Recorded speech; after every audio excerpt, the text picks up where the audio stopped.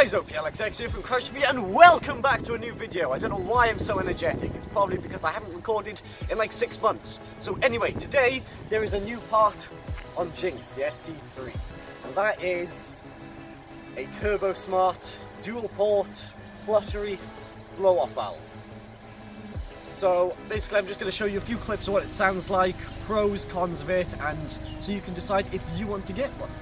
So the cons of having something like this put onto your car is, well, normal people, if you're going through town or anything, they're going to think your car is broken because the sound it makes is fucking obnoxious. Just like this guy behind me. So another con of it is the fitting. The fitting is an absolute bitch to do.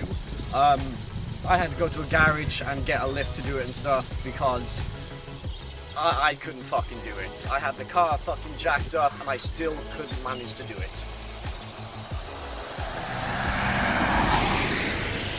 So enough of the cons, pros. Why the fuck have I put it on?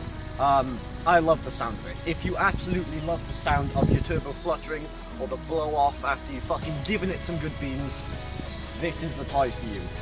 Every time we get into my car, every time we just touch the throttle, it just puts a smile on your face. Doesn't matter if you're going fucking 10 miles an hour or 100.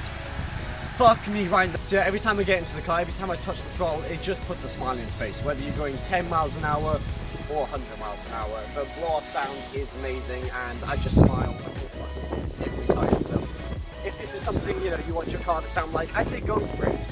You can pick one up used pretty cheap, that's what I did. There's new, they're like 200 quid, so why would you, pay that much for it? Used, you can get one for like, 100 quid. So, anyway guys, I'll play some more clips at the end here just so you can get an idea of it again. But this has been OPLXX from Driveby and thank you so much for watching my video.